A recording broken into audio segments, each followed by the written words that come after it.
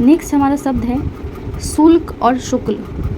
शुल्क और शुक्ल, शुल्क का मतलब फीस जो होता है और शुक्ल का मतलब होता है उजाला, सफ़ेद।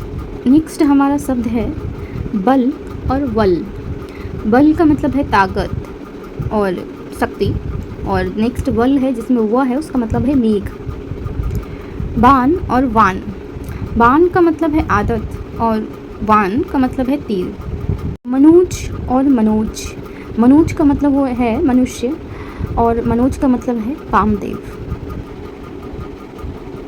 नेक्स्ट है हमारा रद्द और रद्द। तो रद्द का मतलब होता है दांत, रदीन भी हम लोग कई जगह पे लिखते हैं, रंदन भी लिखा जाता है कई जगह पे, रदन तो दांत, और रद्द का मतलब है ख़राब करना। नेक्स्ट है आरसी और आरसी, आरसी और आरसी, जिसमें हमारा मूर्धनी श है उसका मतलब है वेद संबंधी, समथिंग रिलेटेड टू आवर वेद, और जिसमें दंती सा है और पूरा र है उसका मतलब होता है आईना। नेक्स्ट है हमारा वर्ण और वर्ण। तो एक का मतलब है जिसमें रेफ वाली र है घाव, और दूसरे का मतलब है रंग। तो बताएंगे आप लोग कि वर्णमाला में कौन सा वर्ण का प्रयोग होता है। Of course we know. इत्र और इतर। नेक्स्ट वी हैव द युग्म इत्र और इतर। इत्र का मतलब है सुगंध जो हम यूज़ करते हैं एज अ परफ्यूम। इतर का मतलब होता है दूसरा। एक है अणु और एक है अणु, अणु और अणु। तो अणु का मतलब होता है पीछे, और जिसमें अणु है उसका मतलब होता है कण। नेक्स्ट है हमारा अनिष्ट और अनिष्ठ। एक में ट है, अनिष्ट और अनिष्ठ, अनिष्ट और अनिष्ट। हालांकि कई बार हमें सुनने में समान नहीं लगता है, लेकिन ट है और ठ है। तो अनिष्ट मतलब कि हानि होना और हानि, और अनिष्ठ मतलब कि निष्ठावान ना होना, निष्ठाहीन होना। नेक्स्ट है हमारा असक्त और असक्त।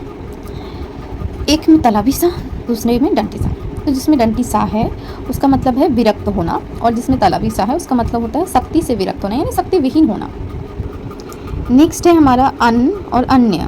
अन्न और अन्य, अन्न का मतलब अनाज और अन्य का मतलब दूसरा। Next that we have, next हमारा है जलद और जलध।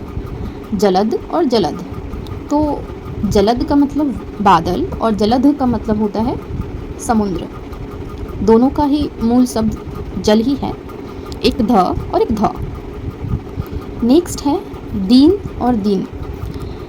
एक में बड़ी और एक में छोटी। जो इसमें छोटी ई है वो है दिवस, और जिसमें बड़ी ई है वो है गरीब। फिर है हमारा मंदिर और मंदिरा। मंदिर का मतलब होता है देवालय, यानी जिसमें देव रहते हैं, और मंदिरा का मतलब है जिसमें घोड़े रखे जाते हैं, अश्वालय। अश्व का मतलब घोड़ा। नेक्स्ट है सकल और शकल। सकल और शकल। तो सकल जो है डंटी शाह वाला उसका मतलब है संपूर्ण, और शकल जो है उसका मतलब होता है अंश, एक हिस्सा, पार्ट। नेक्स्ट एक ही शब्द है समा और क्षमा, मतलब सेम ही शब्द, लिखने में सेम, उच्चारण में सेम, एवरीथिंग, बट इनके अर्थ भिन्न हैं। तो एक है माफ़ी, दूसरा है पृथ्वी, मतलब एक ही शब्द का एक अर्थ है, अर्थात इस शब्द का अर्थ आप वाक्यों में किस प्रकार से उसका प्रयोग हुआ है उसके आधार पर आप समझ पाएंगे। तो इन युग्मों को अच्छे से याद करने के लिए आप वाक्य में प्रयोग कर सकते हैं, वो प्रभावशाली रूप से ज़्यादा समय तक आपके दिमाग में स्थिर रूप से रहेंगे, स्टोर्ड। नियत और नियत। बड़ी छोटी। जो बड़ी ई है उसका मतलब होता है इरादा, और छोटी ई जो होती है उसका मतलब होता है निश्चित। नेक्स्ट है हमारा प्रथा और प्रथा।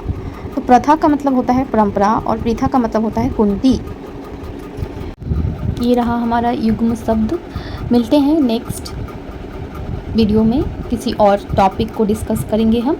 और अभी तक ये युग्म शब्द जितने भी विभिन्न हिंदी परीक्षाओं में आए, इसके अलावा भी मुझे मिलते हैं, तो मैं ऑफकोर्स इसमें ऐड करके और भी पार्ट्स इसके बनाऊंगी, कंटिन्यू रहेगा। इसके साथ मुझे आप बताएं कि नेक्स्ट आप क्या पढ़ना चाहते हैं, या फिर किस रिलेटेड आपको चाहिए।